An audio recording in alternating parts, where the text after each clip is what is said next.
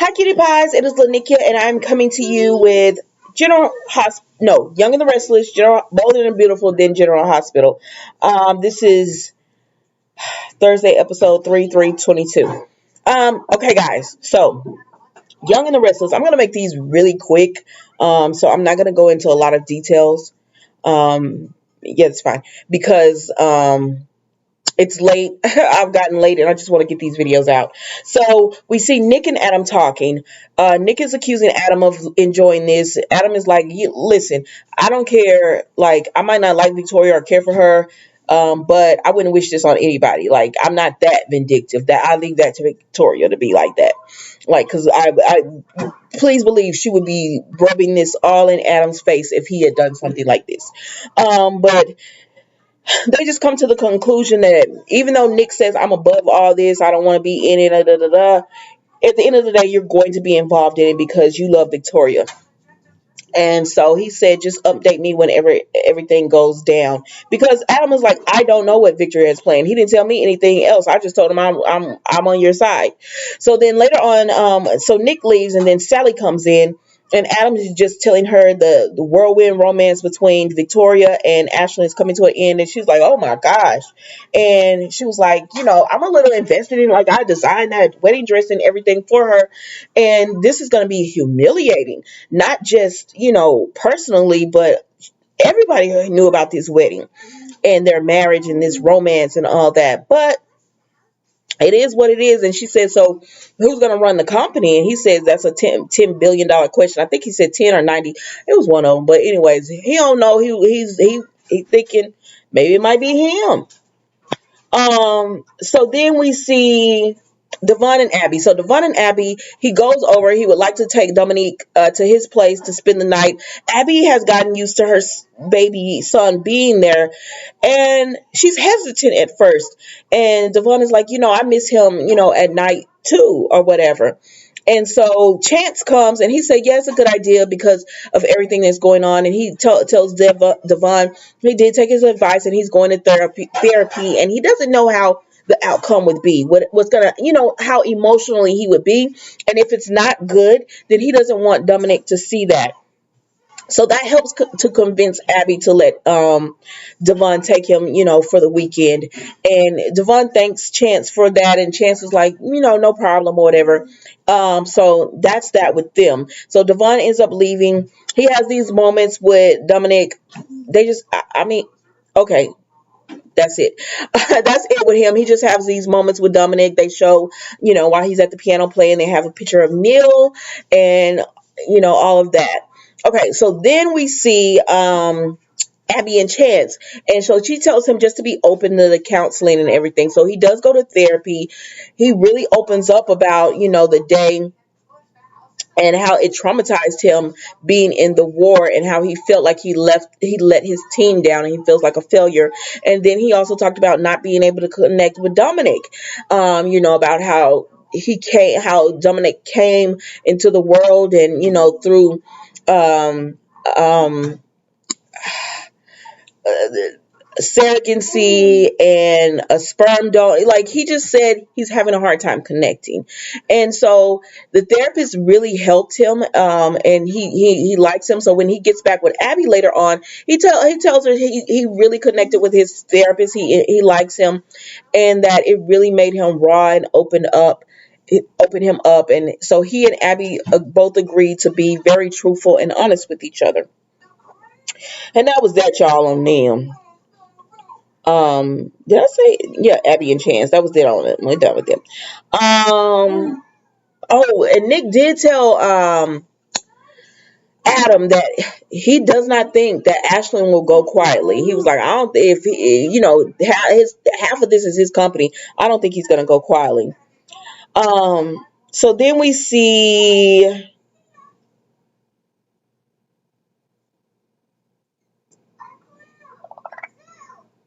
So then we see. Okay, so now we're going to Victor. Okay, so Victor and Ashlyn are talking. Nikki on the outside, because Victor tells Ashlyn, you're going to go to Peru, say, I've had a setback, and then just file for divorce and whatever. Do we have a deal? But on the outside, Victoria's trying to get into her office, and Nikki comes up, says the marketing meeting went well. She's like, why can't you get into your office? And Victoria's like, I don't know. I'm trying to figure this out myself. So Nikki says, don't worry, I got a key. And Victoria's like, I left my key on the inside. So anyways, Nikki gets her key, and they go into the Victoria's office, and they see Victor there. And Victoria's like, Dad, why are you out here why are you here when you told me you were going to meet me at Adams? And Ashlyn was like, that's my fault. He texted me, and he wanted to talk to me in private and everything. And then, and he just blamed it all on him or whatever, kinda. I mean, but then she said, "What are you guys talking about?" And Ashlyn said, your dad has reservations about me being upgraded to title, like equal with you or whatever. And she said, Dad, like, what? I can make decisions, and Victoria, I see why people don't like you. Like, oh my gosh, I see why people like. Because Victor and Nikki are trying to tell her, let's just wait a little bit. And she's like, I trust Ashlyn, and and we trust each other. We love each other, and we're business partners, and we're good together. And him being here, that's not going to do anything for his health. It energizes him. He's just like a Newman.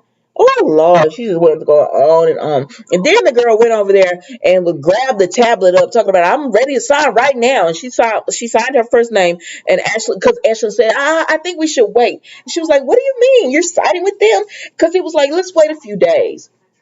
Because they was both calling each other bluff. Him and Victor was calling each other bluff, and Ashley, because you lying, he was like, let's just wait. Let's wait a few days. And she was like, no, I'm ready to sign these papers right now, Dad. I'm running this company now, and you're gonna have to learn to trust my decisions, and yada yada yada. And so she signs her first name, and Ashley like, I hollered, Ashley said, oh, I can't breathe. I said, I know you better say something and not let this girl sign this. So he says, oh, I can't breathe. And Victoria's like, oh, are you okay? And Nikki's like, oh my gosh. And Victor just sitting over there, just leaned over, looking at all this go down, because he already know, okay, Ashley, you let us sign these papers if you want to. So then Ashley and Victoria leave, because he said, oh, I need to go out for some air or whatever. And Nikki was like, oh, I said, and Victor said, what you saw was a man faking, and he acting. And she said, no, I saw a man in distress. And so then Victor tells Nikki about everything going on with Ashlyn, and she can't believe it. She's like, what? And she was like, yes. And he was like, yes. And then she tells him, Victor, you should have just told Victoria the truth, because now Ashlyn is out there with her, and he could be telling Victoria what you have done and getting her on his side. So then here come Victoria's self running up in there. Dad, I don't think you understand I don't like Victoria, y'all. I'm just gonna be honest. Dad, I don't think you understand. Like, I'm running the company, and the way you just treated Ashlyn was completely out of line. Yada yada yada. And it's like, girl, this man has used you to get a hold of this company.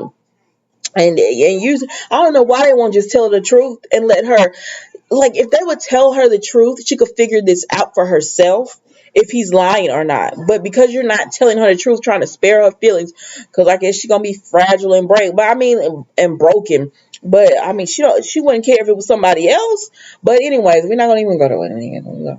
But anyway, so she get all upset and she storms out or whatever, and then she runs upon Nick, and she's like, I guess you knew about this too. And he was like, he tells her, Victoria, I'm on your side. I don't want to see something bad happen to you or anything.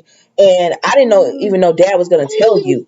And she was like, wait a minute, what? Because Nick doesn't know that Victor didn't tell her. And that's how it went off, y'all. A mess.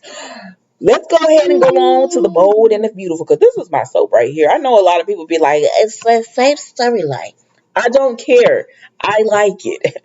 So, but what I don't like is these grown children all up in their parents' business, begging them to be together. Like Thomas and Steffi, what are y'all talking about? We're getting our family back. Like you are an adults. What are you talking? You are not some 12-year-old and 8-year-olds. What are you doing?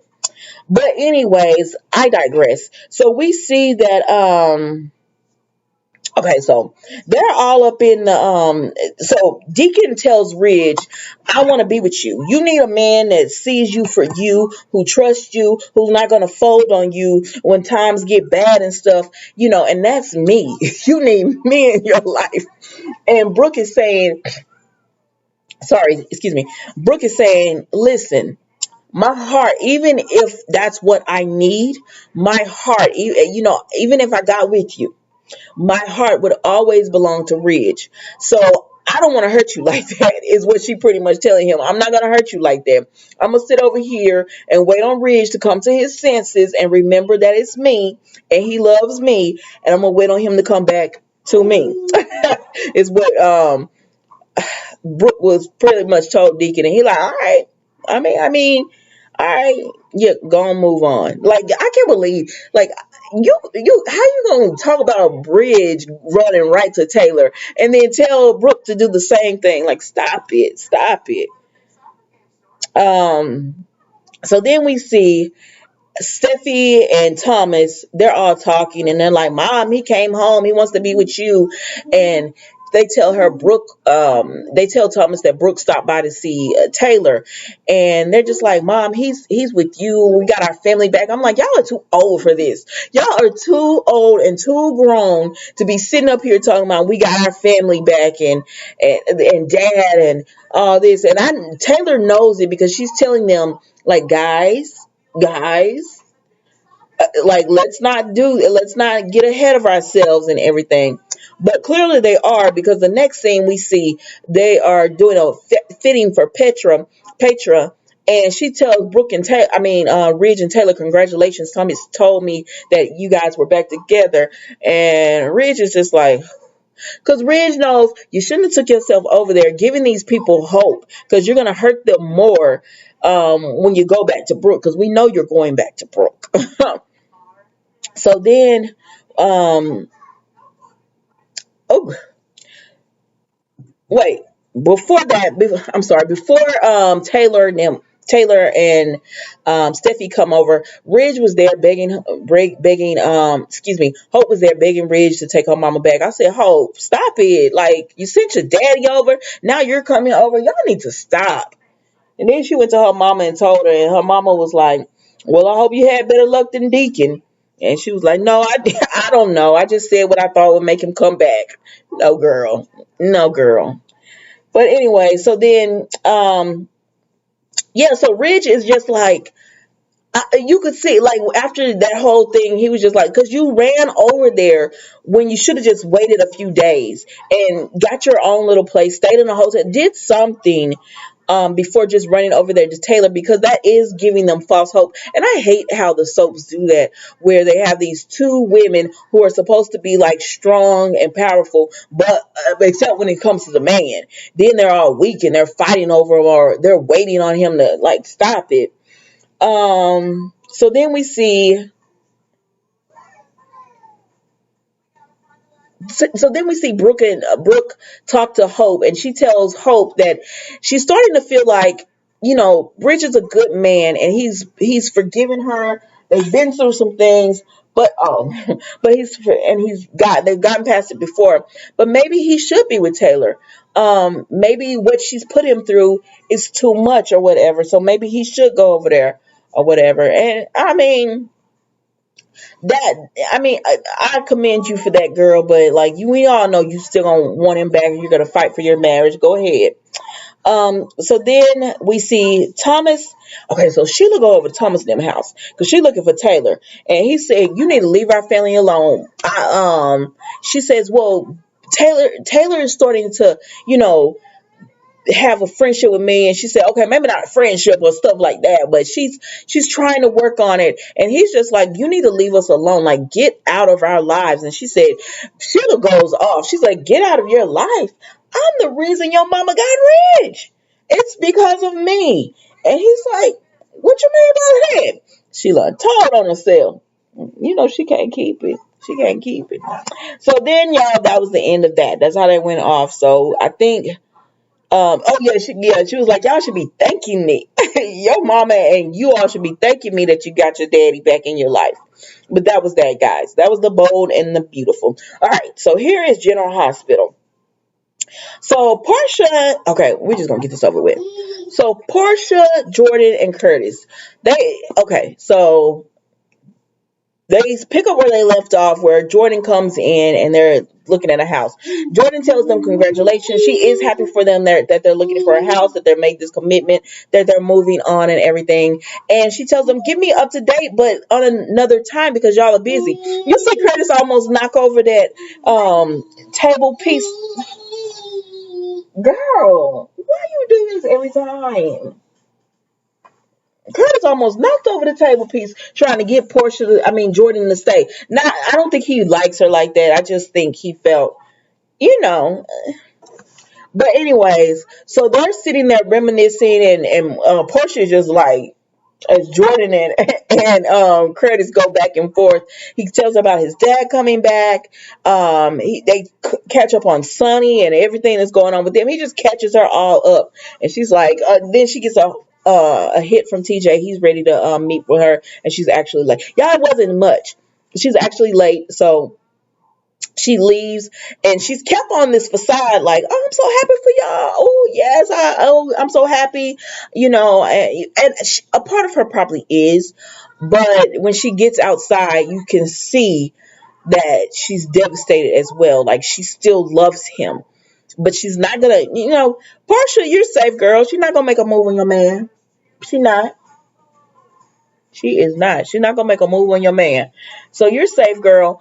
But Portia tells Curtis uh that was all a front. She was like, now she probably really does believe that she feels that way. She said, but you're a hard man to let go of. And and I know, and she was like, I was lucky enough to get you twice. And she said Jordan knows that too, or whatever. Y'all bring somebody in here, because I do not want this to be, especially now that we see, because Cameron, okay, so then Cameron speaks to Stella. He goes to the hospital, and Stella is at the hospital, and she's like, she about to go and meet her TJ and Jordan for dinner at Kelly's, and he tells her he was there when she had the stroke, and she's like, that day is kind of fuzzy, and he said, I'm sorry about your envelope, and she's like, what are you talking about? And he was like, the one that it got soaked when you had your stroke. You said you needed to mail it, but it got soaked and everything. This is the divorce papers, y'all. The divorce papers for Jordan and Curtis that she stole, and then I guess had a change of heart and was going to mail. Well, she had a stroke before she could mail it. They got all wet. The waitress threw them away. So Jordan and Curtis are not divorced. And Stella cannot remember what was in the envelope. So she's like, I mean, couldn't have been that important. I haven't got any messages from no, because it's not about you.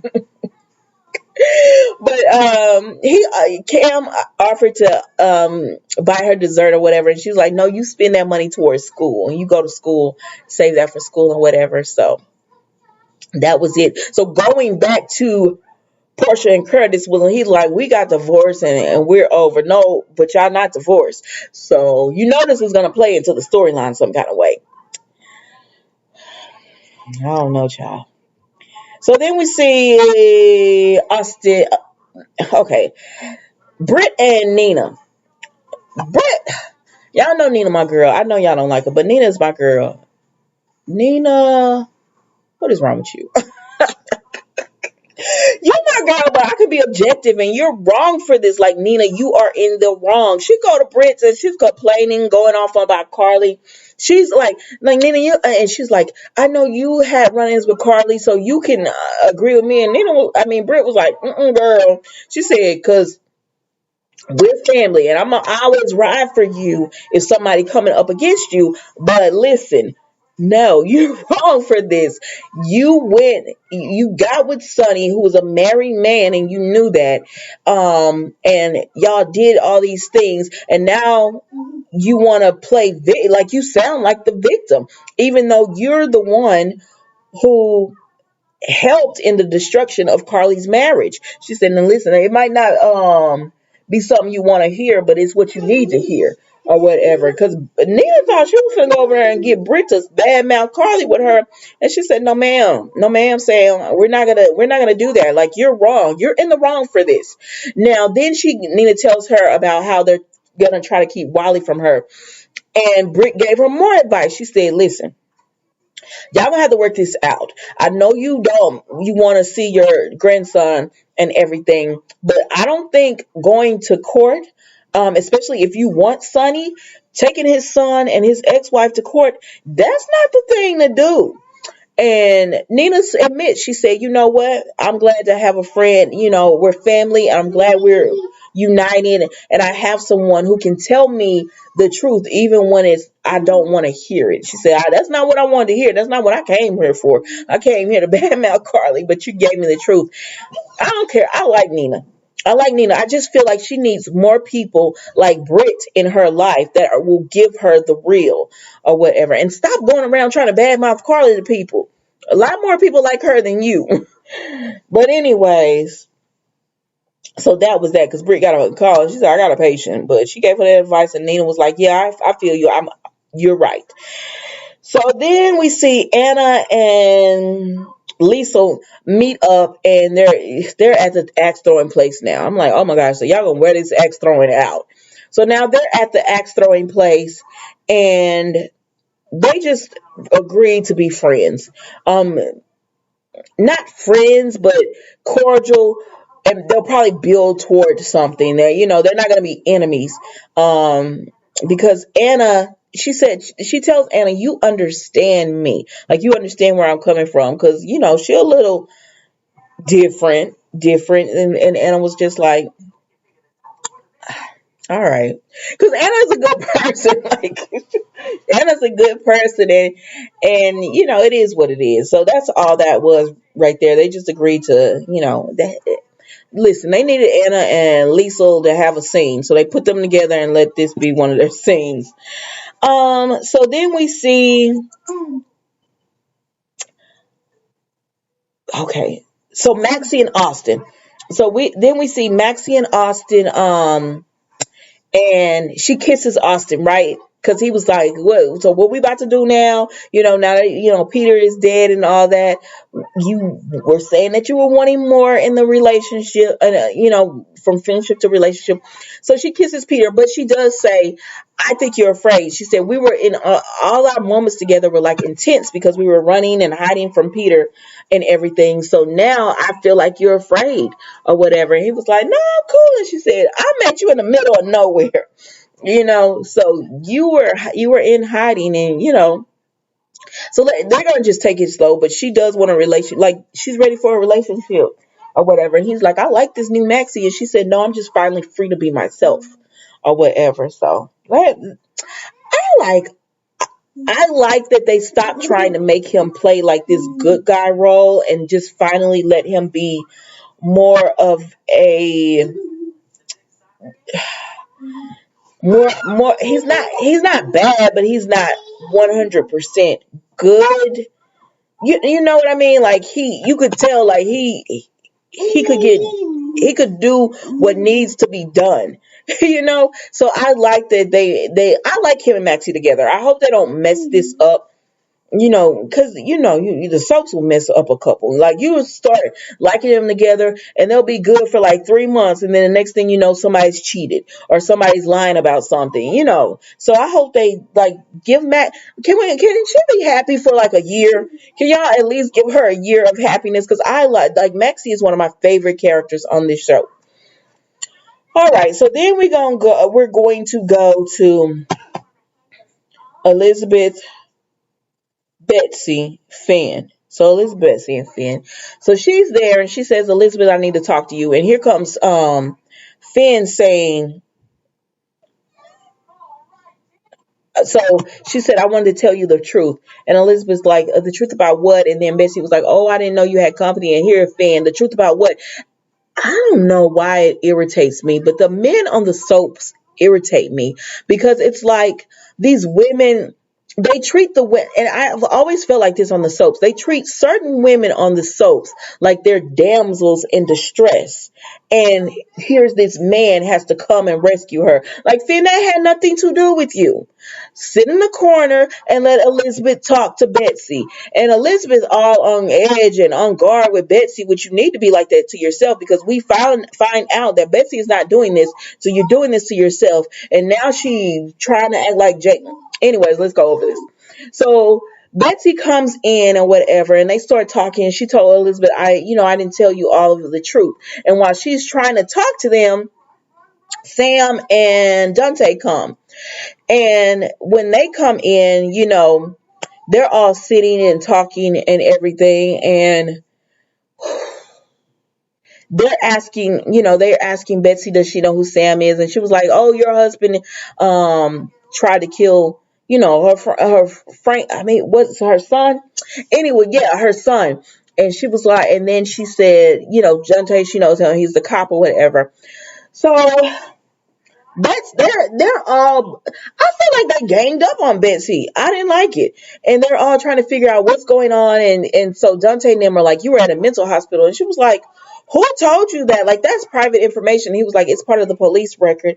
And she said, oh, I guess it would be. And then she started talking to Finn because I guess Finn decided he was going to take a step back and just relate to her. And he was like, why were you in the hospital? And she said she didn't do well with Franco's death because she had a lot of guilt about that and not being able to tell him she was sorry and get closure and everything because it was so, sudden. And so Finn says, I was the, acting out type of grief. What are you? And she said, oh no, I close in. I'm a shell in my grief. And she was just like, she needed help. And so Dante said, you didn't go to the cemetery. And she says, no, I couldn't. I could not go to the cemetery and see Franco. It's so much guilt there. And so they ask her, have you been doing all this stuff to Elizabeth? And so they start telling her what's been going on. And she was like, no, first of all, I would never burn down his studio ever. I would want the things that he had. And she said, plus I couldn't do it because I've been under 24-hour surveillance. And I just got out when I came to Port Charles, and they find out that is the truth. She has been under 24-hour surveillance. So there's no way she could have done it. And then Elizabeth apologizes. She said, no, if it was up to me, I would feel that way too. And she tells them, Elizabeth makes her feel better by telling her, Franco knew you loved him. He loved you, and he would not want you, feeling bad and all of that. And so that made her feel better. And she said, I'm going to go to the bus stop to catch a bus. And I didn't like how aggressive Sam was being with her either. I don't know. It was just, I don't know. I was like, girl, like they barely just started. Like, I don't know. Maybe I just don't like Sam. Maybe that's what it is. I really don't care for her. She's okay. Like, but when she doesn't like somebody, she's snotty. And I don't like that. Like, here you could clearly see that Betsy is not doing well. Show a little bit of compassion because Dante offered to drive her to the bus station, and she hit Dante's arm like, what? Babe, don't go. You don't have to go. He could take her and you could sit at the house. I don't know.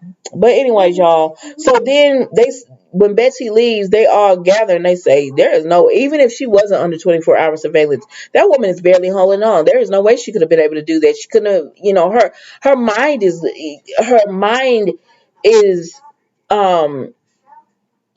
she forgets because even there she couldn't remember. She was like, oh yeah, I did come on. Like, you could tell she's not mentally capable of something like that. And so then Elizabeth goes over to Jake's workspace and she sees a picture of Franco and Jake drew it. I'm not even sure if Jake drew it. Maybe Elizabeth did. One of her split personalities did it. I don't see Jake doing this, but he might have. But I'm back to going with Elizabeth has a split personality. That was General Hospital, y'all.